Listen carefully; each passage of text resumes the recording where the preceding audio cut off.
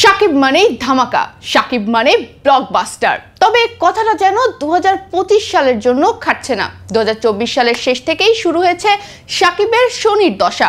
এরই প্রমাণ দিয়েছে রাজকুমার থেকে দরদের আশানুরূপ সাফল্যের অভাব। এখন আবার কোটি টাকা খরচ করে যে ঢাকা ক্যাপিটালসের প্রমোশন করা হলো, সেটার দুর্দশার কথা আর নাই বা বললাম।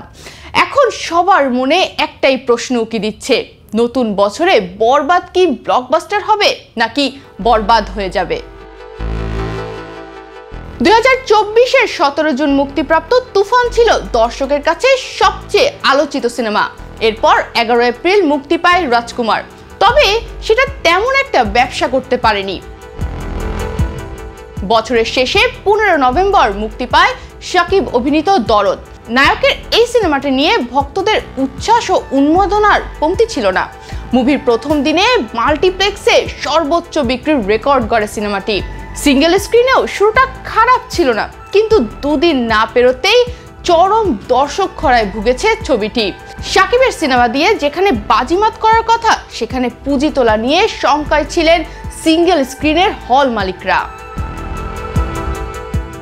যদিও বাংলাদেশে মুক্তির সময় সাংবাদিকদের কাছে ভারতে মুক্তি এ প্রসঙ্গে নির্মাতা অনন্য মামুন বলেছিলেন, বাংলাদেশে মুক্তির 2 সপ্তাহ পরে দরদ ভারতে মুক্তি পাবে। এর কারণ মূলত পাইরেসি।